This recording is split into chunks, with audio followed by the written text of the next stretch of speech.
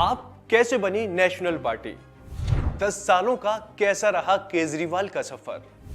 अन्ना आंदोलन के बाद की पूरी कहानी। हिमाचल और गुजरात के आए चुनावी नतीजों ने भले ही आम आदमी पार्टी को कहीं जीत न मिली हो, लेकिन इन नतीजों ने पार्टी के अंदर एक नई जान फूंक दी है। कारण है आम आदमी पार्टी का राष्ट्रीय पार्टी बनना। अन्ना आंदोलन के बाद केजरीवाल ने जिस पौधे को लगाया था, अब उसने पेड़ का आकार लेना शुरू कर दिया है। लिहाजा केजरीवाल की खुशी उनके इस ट्वीट से लगाई जा सकती है। उन्होंने दोनों नतीजों के बाद लिखा, आज आम आदमी पार्टी राष्ट्रीय पार्टी बन गई है। गुजरात के लोगों ने आम आदमी पार्टी को राष्ट्रीय बना दिया है। आम आदमी पार्टी के कार्यकर्ताओं और देशवासियों को बहुत बहुत मुबारकबाद। आइए अपनी बात को आगे बढ़ाएं। उससे पहले केजरीवाल के तीनों चुनावों के रिपोर्ट कार्ड पर एक नजर डाल लेते हैं। तीनों चुनाव में केजरीवाल का रिपोर्ट कार्ड। गुजरात विधानसभा चुनाव 2022। गुजरात में आम आदमी पार्टी ने 5 सीटें जीती हैं और उसे 12.92% वोट मिले हैं। हालांकि उनके सीएम कैंडिडेट समेत कई बड़े नेता चुनाव हार गए और राज्य की 182 सीटों में से 128 पर आम आदमी पार्टी के उम्मीदवारों की जमानत जब्त हो गई। हिमाचल चुनाव 2022। हाल ही में पंजाब में चुनाव जीतने वाली आम आदमी पार्टी उससे लगते बुरी तरह हिमाचल में हार गई। यहां उन्हें एक भी सीट नहीं मिली और मात्र 1.10% वोट हासिल हुए हैं। एमसीडी चुनाव 2022। 15 साल से एमसीडी में अंगद के पांव की तरह बैठी बीजेपी को आम आदमी पार्टी ने उखाड़ फेंका है और 134 सीटें जीतकर बहुमत हासिल किया है। भारतीय राजनीति में अरविंद केजरीवाल का कद। अरविंद केजरीवाल ने 10 साल में अपनी राजनीति को कई मोड़ दिए हैं। याद कीजिए, जब वो शुरुआत में राजनीति करने उतरे तो उन्होंने भ्रष्टाचार को अपना हथियार बनाया और दिल्ली में सरकार बना ली। 5 साल बाद जब फिर से दिल्ली में चुनाव आए तो उन्होंने अपना हथियार बदल दिया और इस बार फ्री बिजली, पानी और अस्पताल, स्कूल को केजरीवाल ने टूल बनाया।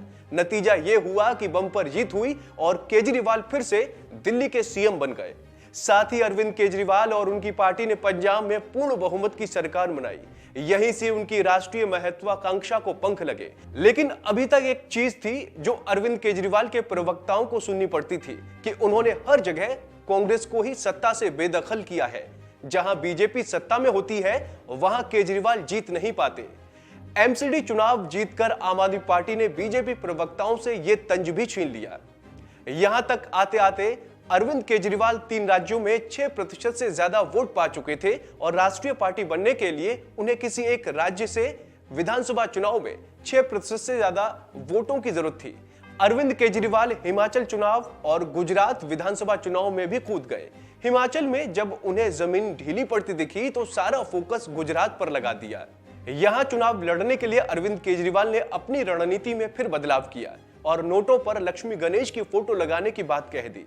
बिल्किस बानो जैसे मुद्दों पर उन्होंने चुप्पी साध ली।